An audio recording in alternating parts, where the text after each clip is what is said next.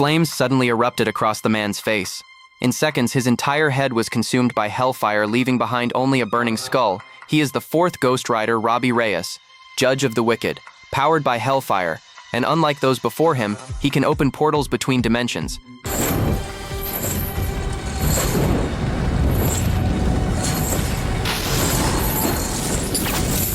But Robbie didn't start out this way. He was just a young mechanic trying to get his little brother home. That night, while driving through the city, they ran into a street gang blocking the road. Robbie leaned on the horn, hoping they'd move.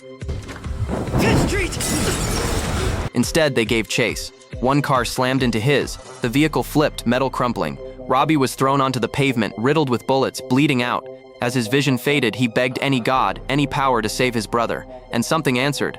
A voice whispered from the dark, "Will you trade your soul for his life?" Robbie said yes. And in that moment, Eli Morrow appeared, a demonic spirit of vengeance. He gifted Robbie the fire of hell and a curse. From that day forward, Robbie became the new Ghost Rider, and anyone who hurt the innocent would be forced to repent in flames. I accidentally broke Dr. Evil's serum, but unexpectedly combined with it and gained magical powers. Dr. Evil closed the laboratory and tried to lock me inside.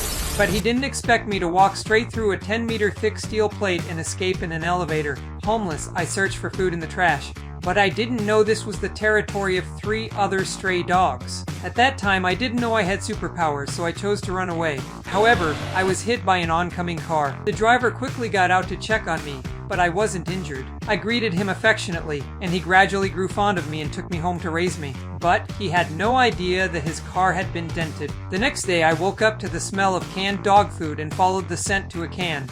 But I only had to bite it lightly, and the can burst open at both ends. I thought I was doomed and worried that my new owner would kick me out, so I quickly tried to clean up the mess. But then a mailman came to the door. When I heard the noise, I lay on the window and barked. But I didn't expect him to provoke me, so I barked at him through the window, and then his glasses cracked. He was so scared that he ran away. I turned around and saw a tennis ball under the sofa and ran over to pick it up, but accidentally knocked the sofa over. I was startled. The sofa was trying to kill me. A while later, the owner's son came home. He was stunned by the scene and thought the house had been burglarized.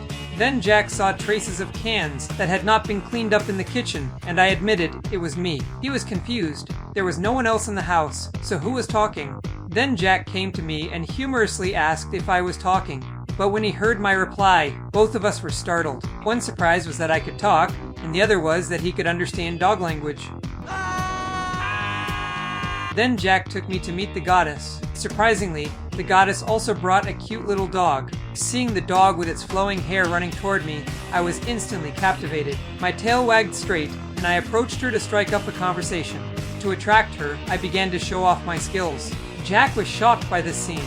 To avoid being discovered, he quickly told me to leave. Then he asked me what other skills I had.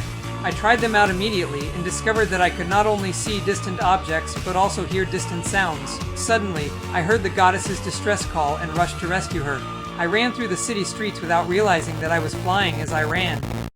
I suddenly noticed a ring at the bottom of the pool. My sister was blinded by greed. She jumped straight into the water. She wanted to claim the ring for herself, but the ring was stuck tight. No matter how hard she pulled, it wouldn't budge. I couldn't stay calm on the shore. I bit my teeth and dove in too. We tried to pull the ring out together. At the critical moment, my hair got caught in the drain. My sister rushed over to pull me free. What we didn't know was the manager was already eager to leave. He didn't notice anything unusual underwater. The pool was empty. He decisively pressed the close button. The cover slowly started to lower. My sister pulled my hair with all her strength. We swam desperately toward the edge, but it was too late. The cover was fully closed. We never imagined. The pool even had a cover. We shouted for help. The empty building offered no answer. Despair crept up inch by inch. It was Friday. The pool wouldn't open over the weekend. Trapped for 2 days without food or water. We were doomed. After a brief calm, we tried to lift the cover together, but the metal wouldn't move. I blamed my sister's greed. If she hadn't tried to take the ring, this wouldn't have happened, but she blamed me instead. If I hadn't jumped in, she would have been safe.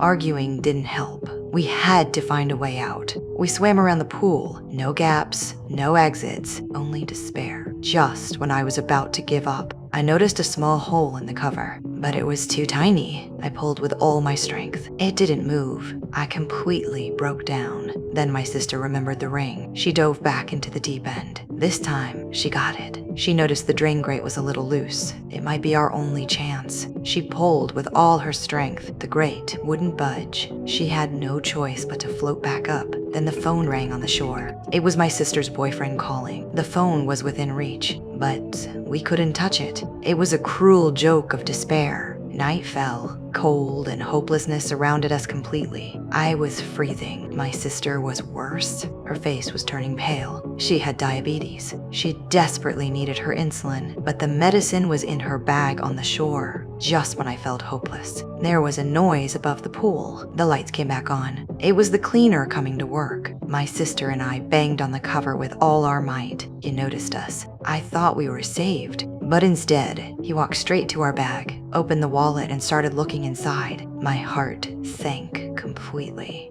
Every time the owner presses a button, the corresponding keycap squats down. When the computer starts up, all the keycaps stand up, ready for work. Unfortunately, the owner is a huge fan of gaming. As soon as the game starts, the owner keeps pounding away at the keyboard, and the most used keycaps are constantly doing squats, struggling to keep up. Some are so exhausted they can barely catch their breath, even relying on the treadmill to hold themselves up. Meanwhile, the less used keycaps just stand there, cheering on the others. A few rarely used keycaps are enjoying the comfortable life provided by the massage chair. There are also a few special keycaps, rarely pressed but capable of having a huge impact when they need special care to stay alive. The saddest one is the tab key, lying on the sick bed. Just then, the owner's girlfriend walks into the room, and both the Alt and tab keys take a massive hit. The tab key gets pressed too hard and dies on the spot. Seeing this, the other keycaps panic. Tab's death causes the game to freeze. Suddenly, Tab seems to come back to life, and the owner's computer unexpectedly switches to the work interface. In the end, however, the owner decided to buy a new